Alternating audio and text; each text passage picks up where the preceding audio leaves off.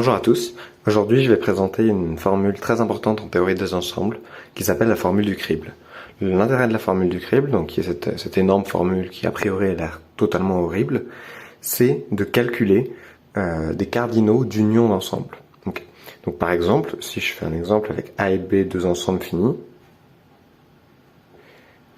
et que je les dessine sous forme de patate, si je veux calculer le cardinal de A union B, alors les barres sur les côtés ça veut dire cardinal, et ben il va falloir compter tous les éléments de A une fois, donc ça me fait cardinal de A, mais il faut aussi rajouter les éléments de B, ça me fait cardinal de B, mais là le problème c'est que j'ai compté deux fois les éléments qui sont dans cette intersection ici, donc il faut les retirer une fois.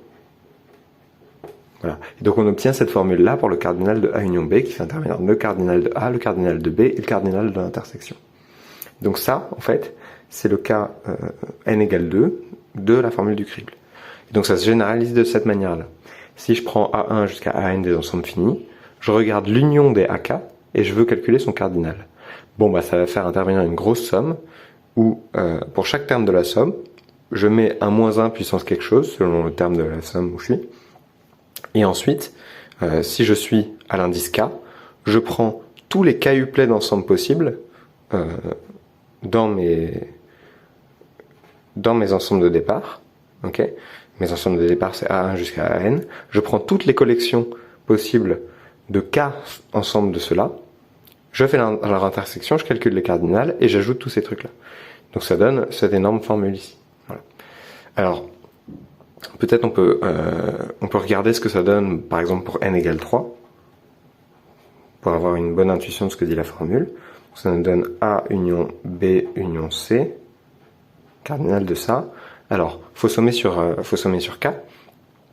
Donc pour K égale 1, on va avoir un... Donc je vais d'abord ici le terme en K égale 1. Ici on va avoir un moins 1 puissance 2, donc ça fait 1, quoi. Et ensuite, faut sommer sur juste I1 des intersections des A, I1. Bon bah ça, c'est juste cardinal de A plus cardinal de B plus cardinal de C. Ok, super. Le deuxième terme, K égale 2, qu'est-ce que ça donne? Ici, on va prendre un moins, parce que ça va être moins 1 puissance 3. Et ensuite, il faut sommer sur I1 et I2. Et on va prendre les cardinaux des A, I1 inter à I2. Donc ça, on regarde toutes les combinaisons possibles. C'est A inter B, il y a aussi A inter C, et il y a aussi B inter C. Ok, super, ça c'est le terme K égale 2. Et le terme K égale 3, qui est le dernier, cette fois-ci on prend un plus, et on somme sur I1, I2, I3, des AI1 inter AI2 inter AI3. Mais le truc, c'est que si je veux faire une combinaison de 3 ensembles parmi ceux-là, il n'y a pas trop le choix, je suis obligé de les prendre tous. Donc ça nous fait juste A inter B inter C. Et si je réunis tout ça, la formule du crible dans le cas n égale 3, elle me donne cette chose-là. Donc les trois premiers termes, ensuite les termes pour K égale 2, et le dernier terme pour K égale 3. Voilà. Bon, on voit que cette formule, elle fait intervenir vraiment pas mal de termes. Donc a priori, on peut se demander, mais en fait, à quoi ça sert ce truc? Calculer le cardinal de l'union, c'est bien plus facile en regardant de ce côté-là qu'en regardant de ce côté-là où il faut ajouter plein de trucs.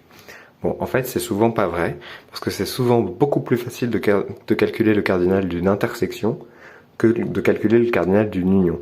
Parce que le cardinal d'une intersection, ça fait intervenir des et en termes de probabilité, les et, ça se comporte très bien puisque ça fait des produits.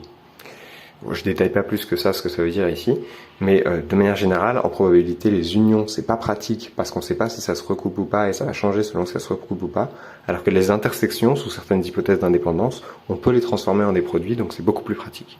Donc c'est ça qui rend intéressant cette formule-là. Okay ? Alors, l'objectif de la vidéo, ça va quand même être de prouver la formule du crible dans le cas général. Et pour ça, ce qui se fait assez classiquement, c'est de raisonner par récurrence. Vous pouvez essayer, ça marche assez bien. J'ai pas envie de faire ça parce que c'est pas très agréable et on comprend pas forcément trop ce qui se passe, je trouve. Donc je vais vous proposer une autre méthode complètement différente que je trouve bien plus facile à, ne serait-ce qu'à retenir déjà, mais aussi à mettre en place. Et ça va être d'utiliser ce qu'on appelle les fonctions indicatrices. Donc je vais introduire ce nouvel objet. Si je prends, mettons, E un ensemble, quelconque, enfin, bon, peut-être le supposer fini quand même. Et si je prends A une partie de E, alors 1 indice A, c'est une fonction qui va de E dans 0, 1, et qui me dit si x est dans A ou pas. Donc elle vaut 1 si x est dans A, et 0 sinon. Okay, c'est une fonction indicatrice. Je lui donne un élément, elle me dit 1 si c'est dans A, et 0 sinon. Ok. Pourquoi c'est utile ça? Parce que par exemple, le cardinal de A, bon bah c'est pas difficile de se convaincre que c'est la somme pour x appartenant à E des 1 indice A de x, hein, puisque ce terme-là il va valoir 1 si x est dans A et 0 sinon. Donc au final, le nombre de termes qui vaut 1, ce sera cardinal de A, c'est exactement ce qu'on veut. Ok, ça c'est première propriété. Voilà, on va appeler ça, je sais pas, première propriété. Ok, donc ça c'est l'indicatrice de A. Ça c'est ma première propriété, qui va nous être utile pour calculer des cardinaux ici, pour pouvoir prouver la formule du crible. Deuxième propriété, l'indicatrice de E privé de A, c'est 1 moins l'indicatrice de A. Bah oui, hein, il suffit de vérifier. Si x est dans A, on a bien indicatrice de E privé de A en x, ça fait 0, et 1 moins indicatrice de A en x, ça fait 1 moins 1, ça fait 0, et si x n'est pas dans A, on a indicatrice de E privé de A de x, ça fait 1, et 1 moins l'indicatrice de A de x, ça fait 1 moins 0, et ça fait 1. Donc oui, effectivement, ça marche bien. Si vous voulez, ça c'est juste le nom, c'est 1 moins le truc. Voilà, donc ça, juste on peut le vérifier terme par terme. Il y a d'autres propriétés du genre, par exemple, si je veux faire la fonction indicatrice d'une intersection, bah ça, si vous réfléchissez 2 minutes, vous pouvez vous convaincre que c'est le produit des fonctions indicatrices. Et ça rejoint un petit peu ce que je disais tout à l'heure sur les intersections qui se comportent très bien vis-à-vis des produits. Alors là, encore une fois, si x appartient à A et B, bah 1A de x fois 1B de x, oui, bah ça fait 1 fois 1, ça fait 1. Et si x, donc ça c'est bien ce qu'on veut, hein, c'est indicatrice de A inter B de x. Et si x n'est pas dans A inter B, bon bah alors vous pouvez vous convaincre que 1A de x fois 1b de x, ça va faire 0 fois 1, ou bien 1 fois 0, dans tous les cas ça fait 0. Parce que si x il n'est pas dans l'intersection, il y en a un des deux, soit A soit B, dans lequel il n'est pas, ou ça peut aussi faire 0 fois 0, hein. Il y en a au moins des deux dans lequel il n'est pas, donc il y a au moins des deux termes du produit qui est nul, donc le produit est nul. Okay, donc ça marche bien, on a bien cette... donc ça, bon, bah ça c'est ma première propriété, ça c'est ma deuxième, ça c'est ma troisième. Il nous manque un truc, il nous manque un ingrédient, c'est l'indicatrice d'une union. Alors ça c'est un poil plus compliqué.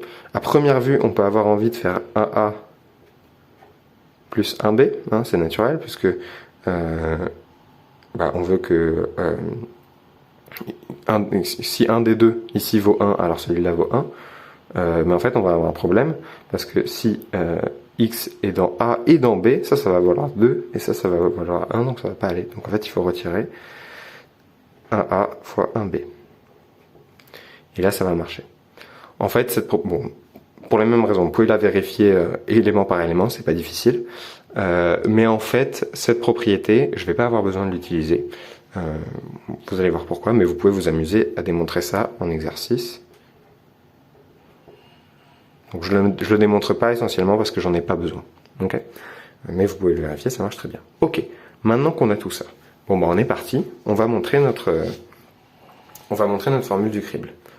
Alors, le point de départ, je vous rappelle, c'est qu'on veut calculer le cardinal pour k égale 1 à n de l'union des AK. Pour ce faire, on va s'intéresser... Bon, évidemment, on sait que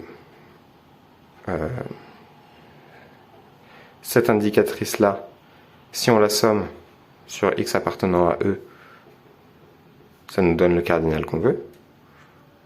Ça, c'était ma première propriété tout à l'heure. Okay. Ici, E, peu importe, hein, mais c'est un ensemble qui contient tous les AI, donc on peut prendre par exemple l'union des AI, hein. Peu importe. C'est mon ensemble dans lequel vivent tous mes éléments. C'est pas forcément très important.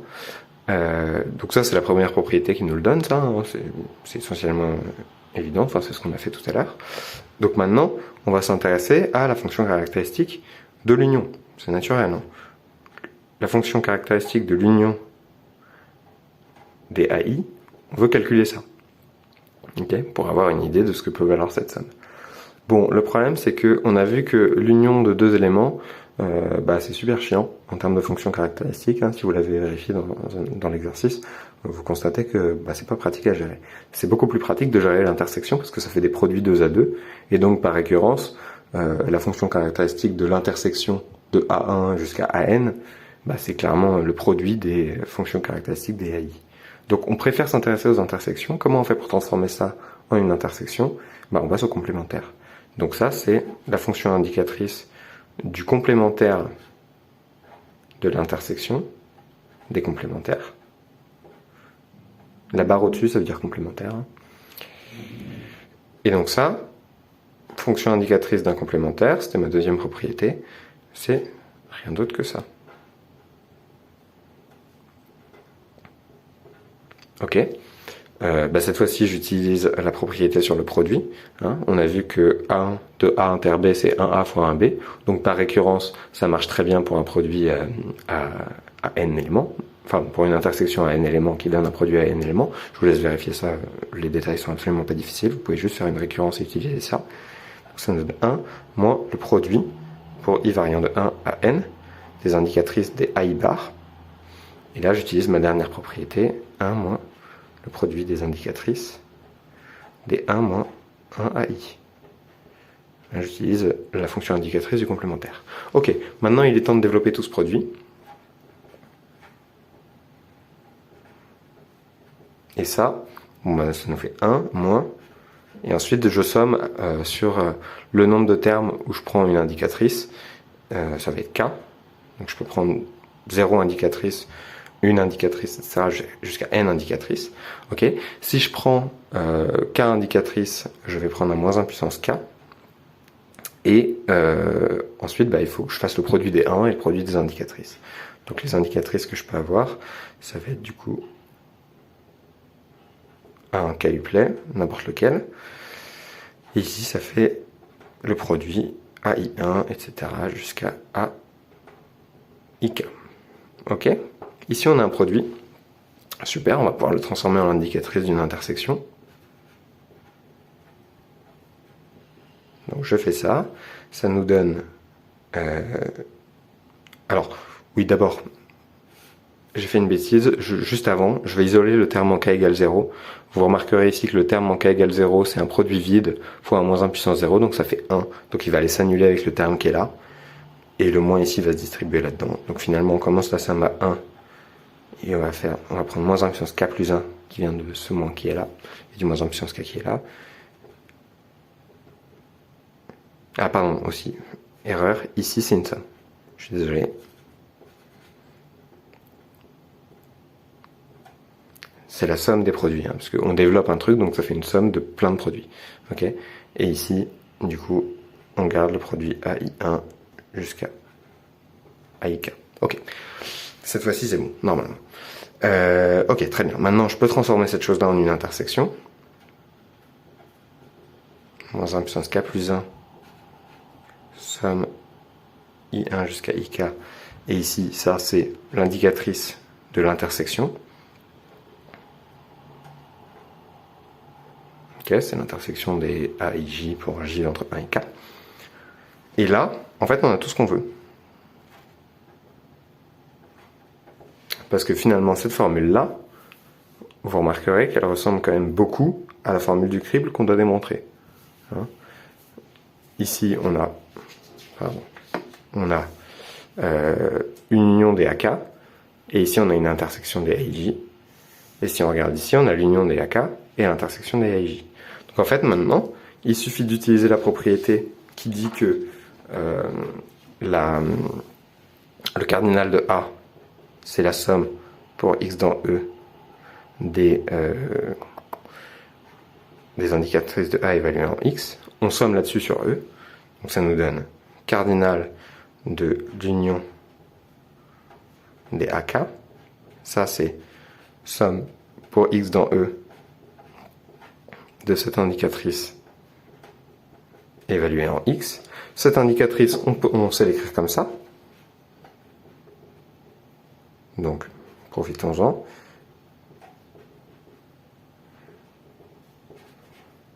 Ici, on a notre grosse somme qui apparaît.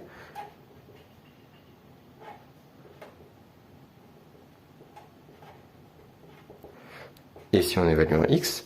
Et maintenant, cette somme-là, on va la passer à l'intérieur. Et on va voir exactement ce qu'on veut. Donc, j'ai écrit tous les calculs en détail. Hein. Moi, il n'y a rien de difficile.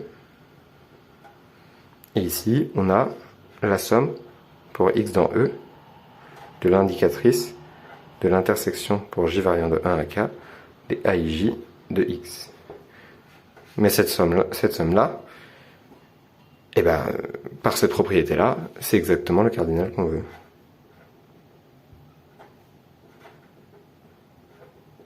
Et donc finalement, on a bien obtenu la formule du crible, que je réécris juste ici,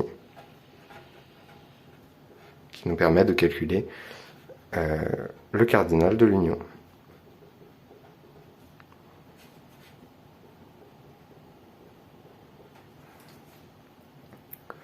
Et ici, il nous reste le cardinal de l'intersection de notre caillou clé d'ensemble. Et donc ça termine la preuve de la formule du crible.